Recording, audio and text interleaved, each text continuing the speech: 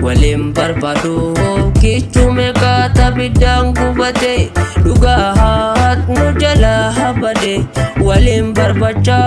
dira meka halubo dambade abadan abadan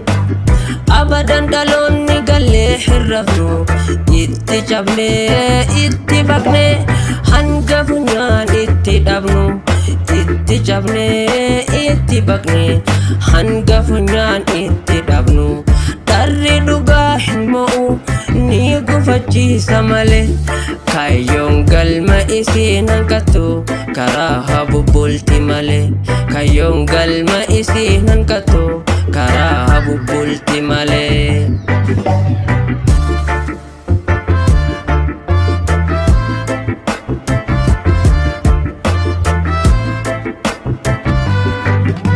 Afaan saba guddaa cunqurfame jechi isaanii dammaa gochi isaanii summi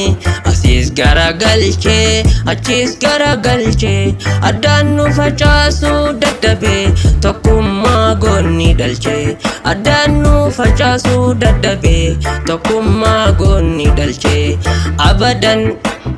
abadan abadan dhaloonni gallee hirrafnu itti cabne itti bakne hanga funyaan itti dhabnu itti cabne itti bakne hanga funyaan itti dhabnu.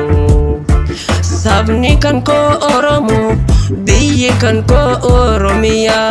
siif jiraadheen siif fiduu aqomoo.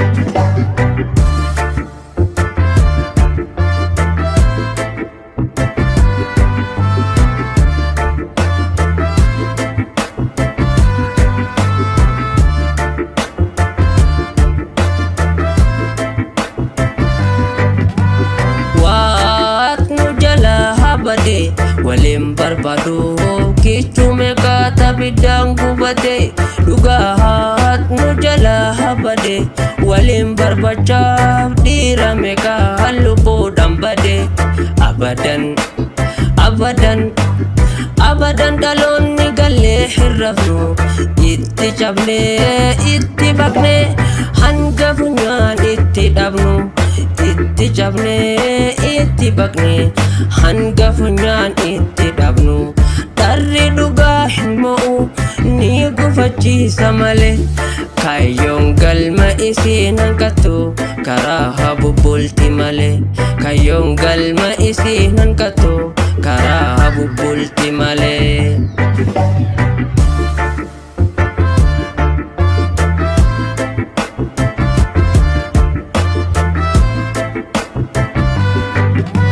Afaan saba guddaa cunqurfame jechi isaanii dammaa gochi isaanii summi